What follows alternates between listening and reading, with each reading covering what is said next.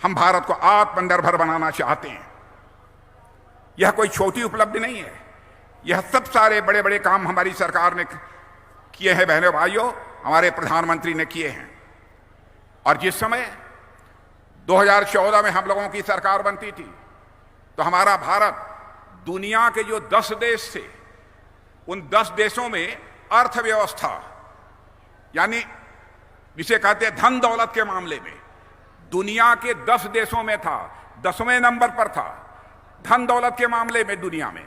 लेकिन आज आपको जानकर खुशी होगी कि 8 वर्षों के अंदर ही वह करिश्मा यह भारत के अंदर हो गया कि आज हमारा देश दुनिया के 10वें नंबर पर नहीं है बल्कि दुनिया के देशों के 5वें नंबर पर पहुंच गया है बहनों भाइयों। यह है हमारा भारत। और मैं विश्वास के साथ कहना चाहता हूं, और यह मैं ही नहीं कह रहा हूं बल्कि दुनिया के अर्थशास्त्री भी कह रहे हैं कि 2027 समाप्त होते होते यह भारत धन दौलत के मामले में यानी अर्थव्यवस्था के आकार के मामले में दुनिया के 3 देशों में आकर खड़ा हो जाएगा, यानी अमेरिका, चीन और उसके बाद यदि कोई देश होगा तो वह भारत होगा बहनों भाइयों, भारत होगा। और मैं दावे के साथ कह सकता हूं, जितना मुझे अर्थशास्त्र के बारे में जानकारी है, ऐसे ही यदि भारत आगे बढ़ता रहा तो 2047 आते आते धन दौलत के मामले में यानी दुनिया का सबसे धनवान देश यदि कोई गिना जाएगा तो हमारा और आपका देश यह भारत गिना जाएगा मेरे बहनों भाई। अभी हमारे शिवराज सिंह जी से चर्चा कर रहे थे रूस और यूक्रेन के बीच जो युद्ध चल रहा है। बहनों भाइयों, हमारे यूक्रेन में जो भारत के 22,000 से अधिक बच्चे फंसे हुए थे, उनके माता पिता यहां शोर मचा रहे थे कि हमारे बच्चे यूक्रेन में फंसे हैं, कभी भी उनके जान के ऊपर संकट आ सकती है। भारत सरकार को, प्रधानमंत्री मोदी जी को जल्दी से उन्हें बाहर लाना चाहिए। आसान काम नहीं था। दुनिया के कई देशों के बच्चे यूक्रेन में पढ़ रहे थे। रूस भी कोई कमजोर देश नहीं है। रूस के साथ यूक्रेन की लड़ाई चल रही थी। दुनिया का कोई भी प्रधानमंत्री, राष्ट्रपति जिस काम को नहीं कर पाया उस काम को यदि किसी ने किया तो हमारे प्रधानमंत्री नरेंद्र मोदी जी ने किया है बहनों भाई। उनके राष्ट्रपति जेलेंस्की से भी बात की और अमेरिका के राष्ट्रपति बाइडेन से भी बात की। तीनों से बात किया और दुनिया का कोई नेता नहीं कर सकता था। बात किया और थोड़ी देर के लिए युद्ध रोक दिया गया और हमारे सारे भारतवासी बच्चे भारत वापस आ गए। यह है भारत। दुनिया में भारत की हैसियत बढ़ी है। दुनिया की नजरों में अब हमारा भारत यह कमजोर भारत नहीं रहा है। दुनिया के नजरों में मेरे बहनों भाइयों, हमारा भारत अब यह ताकतवर भारत बन गया है। ऐसा नहीं है कि जो चाहे भारत को आंख दिखाकर निकल जाए।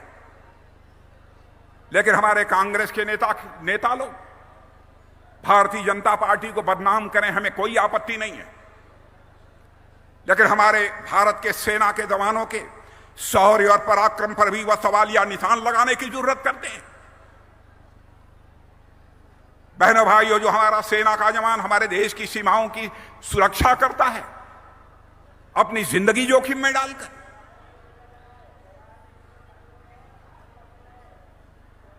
क्या क्या बातें कांग्रेस के नेताओं ने की हैं। और एक नेता जो इसमें भारत जोड़ो यात्रा पर निकले हुए हैं बहने, जैसे पता नहीं क्या हो गया उनको।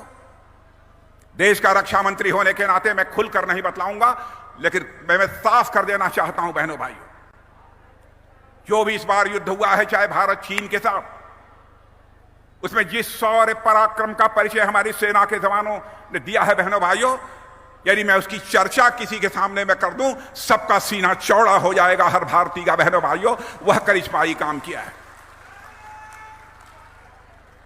और मैं आपसे भी अनुरोध करना चाहूंगा, एक बार हाथ उठाकर तालियां बजाकर भारत के सेना के जवानों की हौसला अफजाई की जानी चाहिए, उनका स्वागत किया जाना चाहिए। भारत अब पहले जैसा भारत नहीं रहा है, जो चाहे वह आंख दिखाकर निकल जाए, वैसा भारत नहीं है। भारत अब बदल चुका है मेरे बहनों भाइयों। आप यकीन रखना, और अब तक जिस शौर्य पराक्रम का परिचय हमारे जवानों ने दिया है अद्भुत है। लेकिन बार बार उस सेना के बारे में इधर उधर की बातें की जाती हैं। मेरी समझ में नहीं आता क्या हो गया है इन लोगों को। अंतर्राष्ट्रीय जगत में, सारी दुनिया में भारत का कद ऊंचा हुआ है मेरे बहनों भाइयों। अंतर्राष्ट्रीय जगत में भारत की प्रतिष्ठा बढ़ी है। आप यहां के लोग भी यदि दुनिया के दूसरे देशों में रहते होंगे, आप उनसे पूछिए कि देश के रक्षा मंत्री राजनाथ सिंह आए थे, बोल कर गए हैं, क्या यह सच है कि नहीं है। पहले भारत कुछ बोलता था तो दुनिया भारत की बातों को गंभीरतापूर्वक नहीं सुनती थी। अब भारत बोल रहा है, कमजोर देश है, जो सुनना चाहिए उसको भी लोग अनसुना कर देते थे। लेकिन आज अंतर्राष्ट्रीय जगत में भारत की वह हैसियत बनी है कि अंतर्राष्ट्रीय मंचों पर यदि कुछ भारत बोलता है मेरे बहने भाइयों, तो दुनिया कान खोलकर सुनती है भारत बोल क्या रहा है। यह भारत की हैसियत बड़ी है।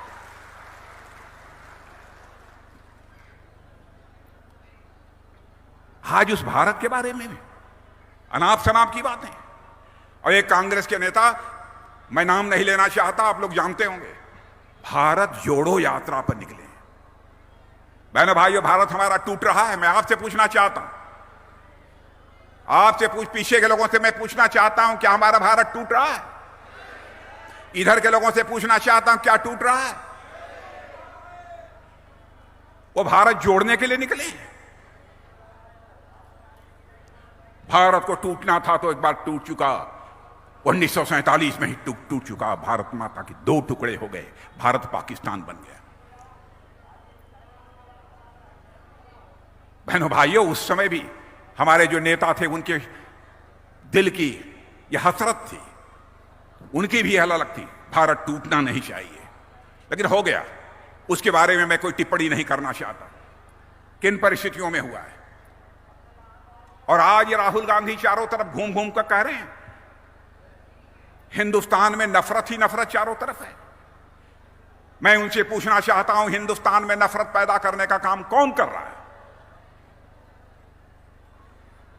क्या सारे देश में मोदी जी लोगों के बीच नफरत पैदा करने का काम कर रहे हैं? क्या मध्य प्रदेश में शिवराज सिंह जी लोगों के बीच नफरत पैदा करने का काम कर रहे हैं? मैं आपसे इस सवाल का जवाब चाहता हूं बहनों भाइयों, क्या यह नेता लोगों के बीच नफरत पैदा कर रहे हैं? कहां उनको नफरत दिखाई देता? सारी दुनिया में या कांग्रेस के लोग भारत को बदनाम कर रहे हैं मेरे बहनों भाइयों, इसका उन्हें जवाब दिया जाना चाहिए। सारी दुनिया में भारत की छवि खराब करने की कोशिश कर रहे हैं कि भारत में नफरत ही नफरत है। जिस भारत की इज्जत सारी दुनिया में बढ़ी है, जिस भारत ने, और दुनिया का इकलौता देश हमारा यह भारत है बहनों भाइयों, कि भारत की सीमा में रहने वाले लोगों को ही अपने परिवार का सदस्य नहीं माना है, बल्कि पूरे विश्व की धरा पर रहने वाले लोगों को अपने परिवार का सदस्य मानते हुए वसुधैव कुटुंबकम का संदेश सारे विश्व को, यदि दुनिया को कहीं से गया है तो केवल और केवल हमारे और आपके देश भारत की धरती से गया है मेरे बहनों भाई। और उस भारत को बदनाम किया जा रहा है कि भारत में नफरत ही नफरत है। राहुल जी, आपको हो क्या गया है? मोदी जी नफरत पैदा कर रहे हैं। नफरत पैदा करके आप पुनः सत्ता हासिल करना चाहते हैं। नफरत पैदा करके सत्ता नहीं हासिल की जा सकती है। यदि सत्ता हासिल की जा सकती है तो बहनों भाइयों, जनता का विश्वास प्राप्त करके, जनता की मोहब्बत हासिल करके ही प्राप्त की जा सकती है। जैसे हमारे शिवराज सिंह जी यहां मध्य प्रदेश में कर रहे हैं। इधर उधर की बातें जो मन आता है वह बोलते रहते हैं। बहनों भाइयों, हमारे भारत ने कभी भी जाति, पंथ, मजहब इस आधार पर कभी भेदभाव नहीं किया। जो भी भारत माता की कोख से पैदा हुआ है, सभी भाई भाई हैं। भारत को जो आजादी हासिल हुई है, उसमें अपना बलिदान देने का काम हर धर्म के लोगों ने किया है। चाहे वह चंद्रशेखर आजाद, सरदार भगत सिंह हो, चाहे खुदीराम बोस हो, चाहे अशफाक उल्लाह खां हो। क्या दीवानगी थी।